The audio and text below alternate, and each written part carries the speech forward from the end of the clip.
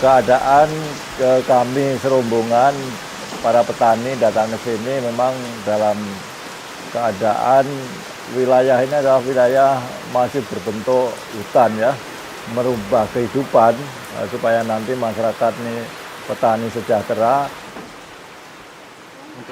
Untuk minum memang betul. Kalau dulu masih bagus. Bagus dulu. Oh iya, Bagus. karena masih hutan, masih banyak sumber apa kayu kan. Wow, mantap itu. Mantap dia. Tapi sekarang ini sumber bangkar sawit paling tidak bagus lagi dia karena mengandung pupuk kan ini kan. Karena saya merantau pertama kali itu terjunnya langsung ke karet. Jadi saya ya inginnya ke karet yaitu.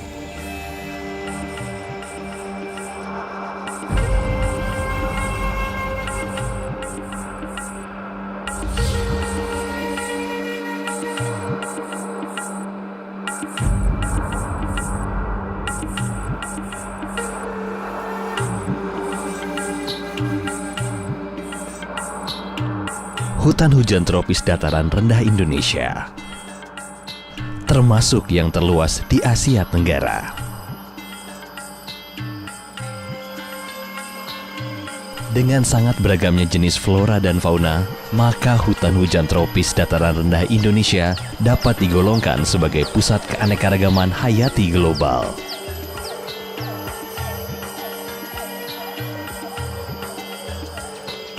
Hutan hujan tropis juga berperan penting dalam mengatasi pemanasan global. Bukan hanya sebagai pengatur iklim, tetapi juga sebagai salah satu penyerap karbon di atas permukaan tanah yang tertinggi di dunia. Akan tetapi, degradasi hutan yang tinggi terjadi karena manajemen pengelolaan yang tidak berkelanjutan. Antara tahun 2000 sampai 2012, Indonesia telah kehilangan 6 juta hektar hutan. Tahun 2012 saja, kehilangan hutan terjadi seluas 150 lapangan sepak bola setiap jamnya. Lahan hutan tersebut dikonversi untuk penggunaan lain yang memiliki nilai ekonomi lebih tinggi. Di Sumatera, pada awalnya hutan dikonversi dalam skala besar menjadi lahan untuk perkebunan karet. Namun demikian, sejak tahun 90-an terjadi perubahan penggunaan lahan di mana areal terbesar digunakan untuk perkebunan kelapa sawit. Perkebunan sawit tersebut dikelola oleh perusahaan dan juga petani kecil. Rencana perluasan dan transformasi lahan secara umum dikendalikan oleh pemerintah berdasarkan rencana pembangunan nasional untuk merespon permintaan terhadap minyak kelapa sawit secara global yang terus meningkat. Minyak kelapa sawit adalah minyak nabati yang mempunyai nilai ekonomi sangat tinggi, bahkan lebih tinggi bila dibandingkan dengan minyak nabati. Hampir setengah dari minyak kelapa sawit dunia diproduksi di Indonesia dengan penggunaan utama di industri makanan dan juga untuk kosmetik, biodiesel, dan produk turunan lainnya.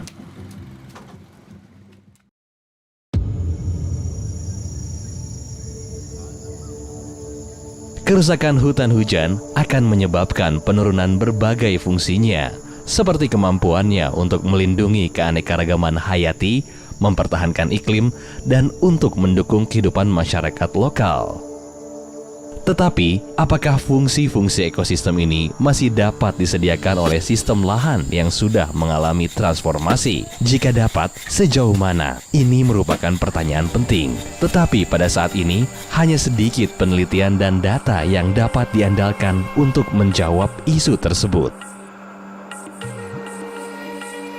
Untuk menjawab isu tersebut, maka program penelitian efforts ini diformulasikan dan dilaksanakan. Dibiayai oleh lembaga penelitian Jerman DFG, efforts adalah program kerjasama antara Universitas Göttingen di Jerman dengan universitas di Indonesia, yaitu Universitas Jambi, Institut Pertanian Bogor, dan Universitas Tadulako di Palu, dan beragam mitra lokal lainnya.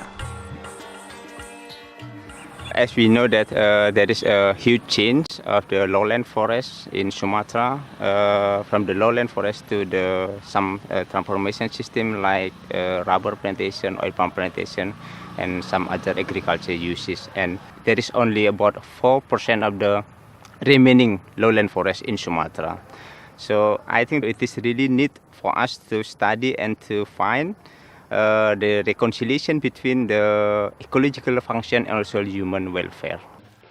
And of course, there is the need to make decisions, and these decisions are best based on, of course, scientific knowledge. And this is basically the goal of the whole project, to provide the scientific knowledge for making decisions, how to go on in futures, what to develop locally. The German side establishes projects focusing on very general questions, and the Indonesian side provides all the knowledge, local knowledge, for establishing a project like this. Lokasi penelitian berada di Provinsi Jambi, Sumatera, pulau terbesar kedua di Indonesia. Pada awalnya, wilayah ini adalah sebuah areal hutan hujan yang luas, tetapi dengan sangat cepat hutan hilang dan menjadi antara lain perkebunan karet dan kelapa sawit. Efforts fokus pada 3 bidang utama yang dipengaruhi oleh transformasi ini: proses lingkungan, keanekaragaman hayati, dan kesejahteraan manusia. Dengan melibatkan lebih dari 200 peneliti internasional yang tersebar di 25 subkelompok penelitian. Satu kelompok penelitian lingkungan melaksanakan pengukuran dan evaluasi data meteorologi secara berkesinambungan.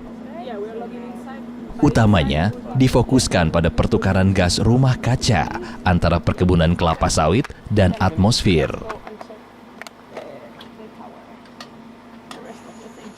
What we are doing here is measure greenhouse gas fluxes, so CO2, water and methane above the canopy. So that's why we have a tower which is 22 meters and the canopy is about 12. So it's measuring 10 meters above the canopy. And what we want to do is to understand the exchange of greenhouse gases of the oil palm plantation.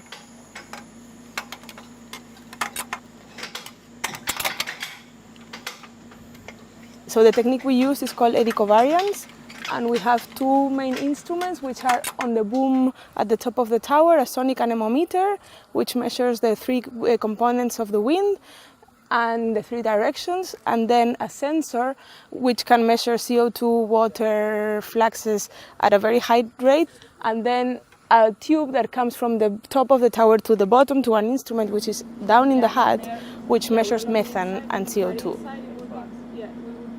Selain pengukuran eddy covariance di menara, beberapa pengukuran juga dilakukan untuk mengetahui dampak lingkungan dari transformasi ini. Sebagai contoh, kehilangan air dari permukaan daun kelapa sawit diukur untuk mengidentifikasi perubahan kesetimbangan air. Peneliti tanah dapat membuktikan bahwa kandungan karbon tanah berkurang. Hal ini disebabkan karena produksi serasah di permukaan tanah oleh kelapa sawit hanya sedikit, sehingga hanya sebagian kecil karbon organik yang dapat dikembalikan ke dalam tanah. Akibatnya, aktivitas mikroorganisme dan ketersediaan unsur hara di tanah tropis yang kondisi awalnya sudah miskin hara menjadi semakin berkurang. Dengan menggunakan alat tabung gas yang dimasukkan ke dalam lapisan tanah, peneliti tanah mengukur berbagai bentuk gas rumah kaca seperti nitrus oksida, karbon dioksida, dan metana. Umumnya dihasilkan oleh tanah yang dipupuk dengan nitrogen mineral secara berlebihan. Sebagian nitrogen mineral yang tidak diserap oleh tanaman akan dilepaskan kembali ke atmosfer sebagai nitrus oksida. Nitrus oksida adalah 300 kali lebih berbahaya untuk iklim dibandingkan dengan karbon dioksida. Pada kelompok keanekaragaman hayati, 12 subkelompok penelitian diarahkan untuk mengetahui pengaruh transformasi dari hutan hujan tropis menjadi perkebunan karet dan kelapa sawit terhadap keragaman spesies. Pengasapan pada pohon dilakukan oleh peneliti untuk mengumpulkan antropoda seperti serangga dan laba-laba yang hidup di atas kanopi, di mana keanekaragaman hayati tertinggi masih dapat ditemukan. Binatang yang terkena asap jatuh ke dalam perangkap yang digantungkan di bawah pohon. Pada fase ini, kisaran jumlah spesies yang terkumpul masih hanya perkiraan. Di laboratorium, sampel dipilah dan diidentifikasi. Beberapa spesies yang terkumpul termasuk spesies baru bagi ilmu pengetahuan. Selanjutnya, spesies tersebut dideskripsikan dan dinamai untuk pertama kalinya. Penelitian ini belum diselesaikan, akan tetapi hasil awal menunjukkan bahwa transformasi ke perkebunan kelapa sawit menyebabkan sedikitnya 45% spesies makroinvertebrata di Serasa hilang. Hal ini disebabkan binatang tersebut tergolong spesialis yang bergantung pada jenis tanaman tertentu. Selain itu, tanaman juga tergantung pada binatang tertentu yang berfungsi untuk membantu penyerbukan dan pertahanan diri. Ini berarti spesies apapun yang hilang memiliki porsi pengaruh pada fungsi ekosistem. Basically, there are two ways of measuring the impact of biodiversity on ecosystem functioning: observational or manipulative, which means you either collect data and collect samples, identify them and measure biodiversity in this way, or you perform experiments, manipulative experiments. Most of the biologists working in the Efforts project collect observational data, but we have an experiment too, such as the bird and ant exclusion experiment, in which we look at the role of birds and ants on ecosystem functioning in oil palm.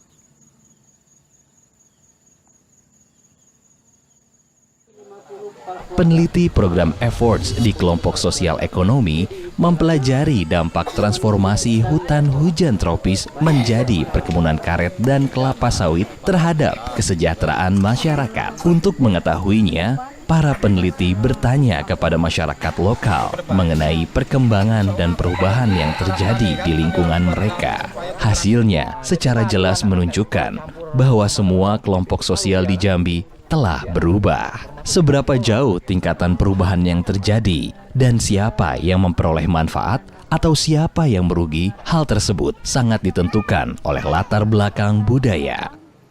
Masyarakat adat Batin Sembilan adalah masyarakat asli yang telah lama menempati wilayah hutan hujan tropis.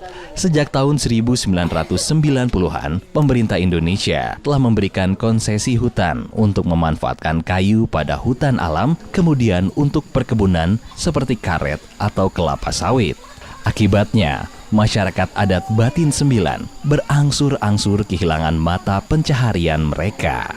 Saat ini, mereka berjuang bertahan hidup sebagai buruh kasar yang dibayar murah. Nah, setelah itu makan-makan di hutan-hutan ini yang penting bisa dimakan gitu kan.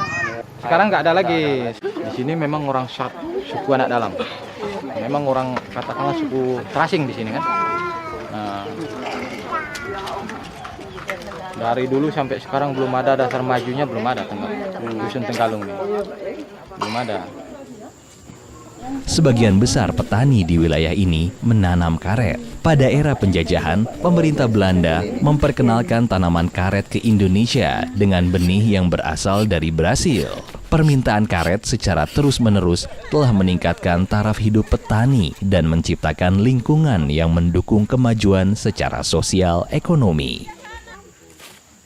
Saya sendiri nggak sekolah, teman kita ke depan memang ada keinginan supaya anak sekolah, ya alhamdulillah sudah mencapai perguruan tinggi sampai sekarang. Kebanyakan penduduk yang bermukim di wilayah penelitian ini berasal dari Pulau Jawa. Mereka didatangkan ke Pulau Sumatera sebagai peserta program transmigrasi. Pemerintah memberikan mereka lahan untuk menanam kelapa sawit.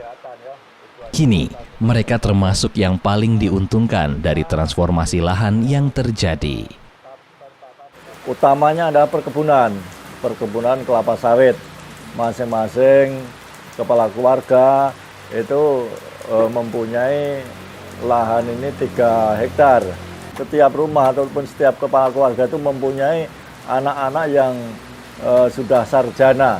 Ini baik sarjana S1 maupun bahkan sudah mempunyai sarjana S2. Berarti menunjukkan kesejahteraan masyarakat ini cukup bagus dengan program pemerintah melalui program transmigrasi ini.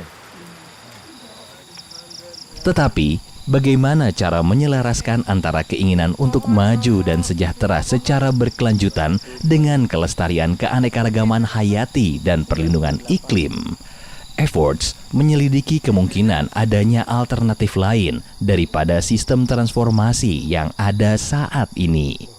Pada lahan yang disebut design landscape lahan perkebunan kelapa sawit diperkaya dengan jenis tanaman buah dan kayu lokal sehingga dapat dipelajari dampaknya terhadap keanekaragaman hayati dan juga keuntungan ekonominya. Sebagai contoh, akankah lebih banyak populasi burung kembali ke wilayah ini? Dan bagaimana dengan penyerbuk dan pengendalian hama? Akankah kondisi lingkungannya menjadi lebih baik sehingga fungsi ekosistem diperkuat?